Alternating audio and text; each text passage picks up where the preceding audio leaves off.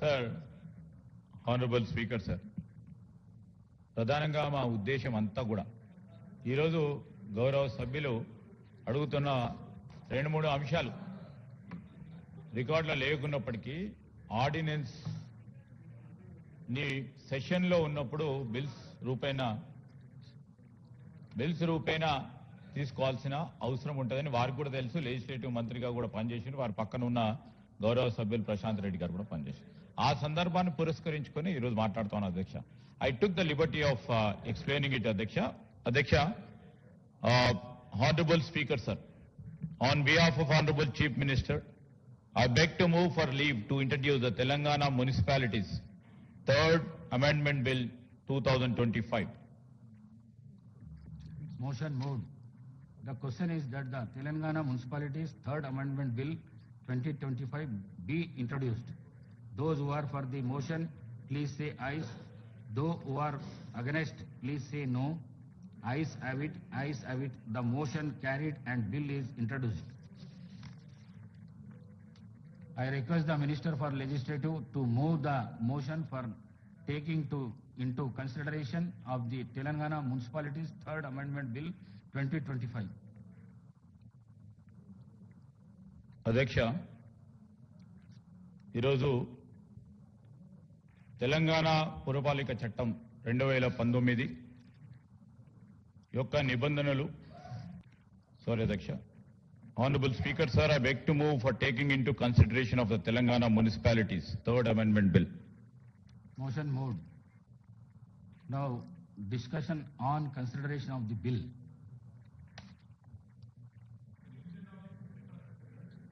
Yes, sir. అదే చెప్తాను sir, consultation తీసుకున్నాక అయ్యాను అధ్యక్ష. ఈరోజు తెలంగాణ పురపాలిక చట్టం 2019 యొక్క నిబంధనలు, ఎన్నుకోనబడ సభ్యులు, చైర్పర్సన్లు మరియు హైదరాబాద్ మహానగర పురపాలక కార్పొరేషన్ మేయర్తో పాటు సహ మేయర్ పదవుల్లో షెడ్యూల్ కులాలు, షెడ్యూల్ జాతులు మరియు వెనుకబడిన తరగతుల సీట్లను ప్రత్యేకించుటకు, అట్టి సీట్లలో 3వ వంతు మహిళలకు ప్రత్యేకించుటకు పొందుపరచబడిన అధ్యక్ష. షెడ్యూల్ కులములకు మరియు షెడ్యూల్ జాతులకు రిజర్వేషన్లు వారి సంబంధిత జనాభా నిష్పత్తికి అనుగుణంగా, వెనుకబడిన తరగతులకు రిజర్వేషన్ల మొత్తం శాతం పట్టణ స్థానిక సంస్థల్లోని మొత్తం సంఖ్యలో 50% మించరాదని షరతులకు లోబడి ఉంది అధ్యక్ష.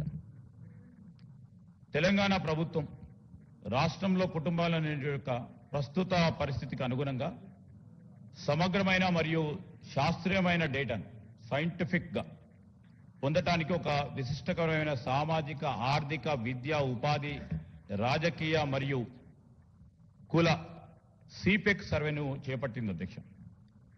తరువాత 2024 నవంబర్లో ప్రభుత్వం స్థానిక సంస్థల వారీగా కేటాయింపబడే రిజర్వేషన్ల నిష్పత్తిని వివరంగా తెలియజేయడానికి వెనుకబడిన తరగతుల పౌరుల వెనుకబాటుతనం యొక్క స్వభావం మరియు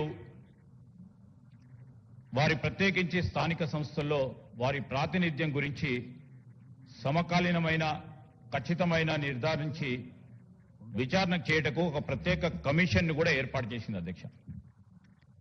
ఇంకనూ ప్రభుత్వం ఇతర విషయాలకు సంబంధించి సామాజిక, విద్య మరియు ఆర్థిక వెనుకబాటుతనం గురించి, అదేవిధంగా సరైన ప్రాతినిధ్యం లేకపోవటం ప్రతిపాదికగా చేసుకొని స్థానిక సంస్థల్లో వెనుకబడిన తరగతులకు రిజర్వేషన్లకు సిఫార్సు చేయడానికి 2024లో చేసిన సామాజిక, ఆర్థిక, విద్య, ఉపాధి, రాజకీయ మరియు సిపెక్ సర్వేతో పాటుగా ఇతర సంబంధిత సామగ్రి నుండి వచ్చిన డేటాను అధ్యయనం చేసి మరియు లోతుగా విశ్లేషణ చేసి ఏకసభ్య కమిషన్ ఏర్పాటు చేయడం జరిగింది అధ్యక్ష. మరి కమిషన్ నిర్ధారిత పూర్వకమైన సాక్ష్యం విశ్లేషిస్తూ రాష్ట్రంలోని మొత్తం సామాజిక, ఆర్థిక పరిస్థితుల్లో పోలిస్తే వెనుకబడిన తరగతుల వెనుకబాటుతనం ఇంకా కొనసాగుతుందని తెలుపుతూ తన నివేదికను 2025 మార్చిలో సమర్పించింది. తన అనుగుణంగా కమిషన్ వెనుకబడిన తరగతులకు విద్య, ఉపాధి మరియు ప్రత్యేకించి స్థానిక సంస్థల్లో రాజకీయ ప్రాతినిధ్యం గురించి 42% రిజర్వేషన్ కు సిఫార్సు చేసింది. అధ్యక్ష, ప్రభుత్వం పై పేర్కొన్న నివేదికను మరియు సిఫార్సులను వెనుకబడిన తరగతుల పౌరుల జనాభాను దృష్టిలో ఉంచుకొని మరియు వారి జనాభా నిష్పత్తికి అనుగుణంగా సరైన ప్రాతినిధ్యం లేకపోవటం, వాటినన్నింటిని కూడా జాగ్రత్తగా పరిశీలించిన తర్వాత స్థానిక సంస్థల్లో ప్రస్తుతం ఉన్న రిజర్వేషన్లను వాటి స్థాయిని పెంచడానికి అవసరమని ప్రభుత్వం నిర్ణయించింది. అధ్యక్ష, భారత రాజ్యాంగంలోని ఆర్టికల్ 243వ యొక్క క్లాస్ 6 ప్రభుత్వానికి వెనుకబడిన తరగతుల పౌరులకు అనుకూలంగా ఏదైనా పురపాలికల్లో ఏవైనా సీట్లు లేక పురపాలికలలో చైర్పర్సన్లు పదవులు ప్రత్యేకించి నిబంధనలు చేయడానికి వీలు సంకల్పిస్తోంది. అధ్యక్ష, పై తెలిపిన లక్ష్యాన్ని ముందుకు తీసుకెళ్లడానికి ప్రభుత్వం తెలంగాణ పురపాలికల చట్టం 2019 తగు విధంగా సవరించడానికి నిర్ణయించింది. అధ్యక్ష, ప్రతిపాదిక సవరణ వెనుకబడిన తరగతులకు అనుగుణంగా పట్టణ స్థానిక సంస్థలైన పురపాలికల్లో ఎన్నుకోబడ్డ సభ్యులు, చైర్పర్సన్లు మరియు పురపాలక కార్పొరేషన్లోని మేయర్ సీట్ల రిజర్వేషన్ల స్థాయిని సముచితంగా కల్పించడానికి రాష్ట్ర ప్రభుత్వం వీలు కల్పిస్తూ ఈ బిల్లుపై నిర్ణయం విషయంలో అమలు చేయడానికి మరి ఉద్దేశించబడ్డది. అధ్యక్ష, ఈరోజు అధ్యక్ష ఎప్పుడు లేని విధంగా ఏ రాష్ట్రంలో కూడా తీసుకొని ఒక విప్లవాత్మకమైన ఒక నిర్ణయం ప్రభుత్వం బలహీన వర్గాలకు సంబంధించి మరి ఏ ప్రభుత్వం చేయలేని, ఎప్పుడు ఎక్కడ కని విని ఎరగని రీతిలో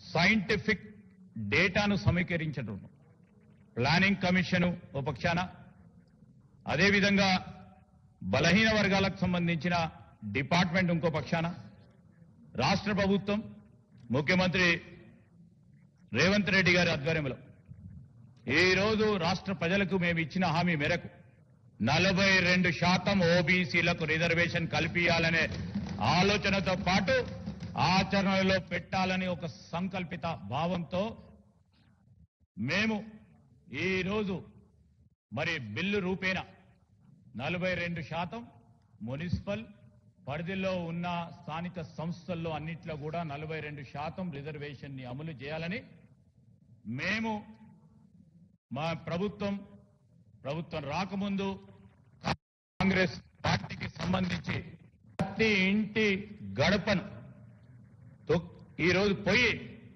వారి డేటాను సేకరించడం, వారి విషయ సేకరించడం అంటే చిన్న పని కాదు. అధ్యక్ష, ఏదో ఆషామాషిగా చేసి మేము సర్వే చేశాం, దాన్ని ఉపయోగించుకోవాలని చేయలేదు.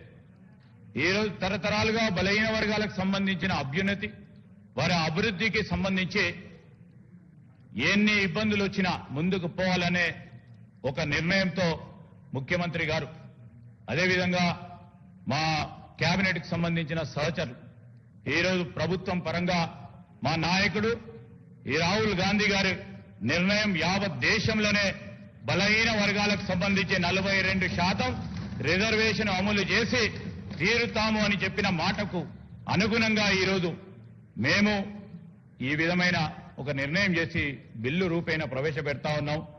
అందరూ కూడా బలహీన వర్గాలకు సంబంధించిన అభ్యున్నతిని కోరుతారని ఆకాంక్షిస్తా ఉన్నాం.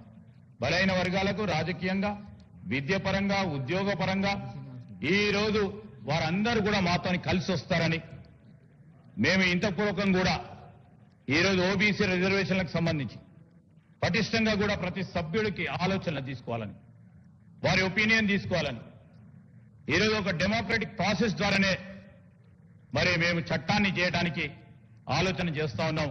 దీంట్లో అందరూ కూడా సహకరించాలని మరి మన అందరి బాధ్యతలో భాగంగా బలహీన వర్గాలకు రిజర్వేషన్లు కల్పిస్తూ రాబోయే కాలంలో వారి అభ్యున్నతికి మనమందరం కూడా కారకులు కావాలని ఈరోజు మీ అందరినీ కూడా కోరుతూ మరి గౌరవ సభ్యులందరూ ఇచ్చే ఇంకేమైనా సూచనలు ఉంటే వారి సూచనలు ఇంతకుముందు కూడా తీసుకోవడం జరిగింది. ఈరోజు బిల్లు రూపేణ పెడతా ఉన్న సందర్భంలో ఇంకేదైనా వారి సూచనలు ఉంటే తప్పకుండా ఆలోచన చేస్తాం ప్రభుత్వ పరంగాని మీ ద్వారా వారికి తెలియజేస్తూ మరి ఇవే మా ఉద్దేశాలను మేము వారి ద్వారా తెలియజేస్తాం.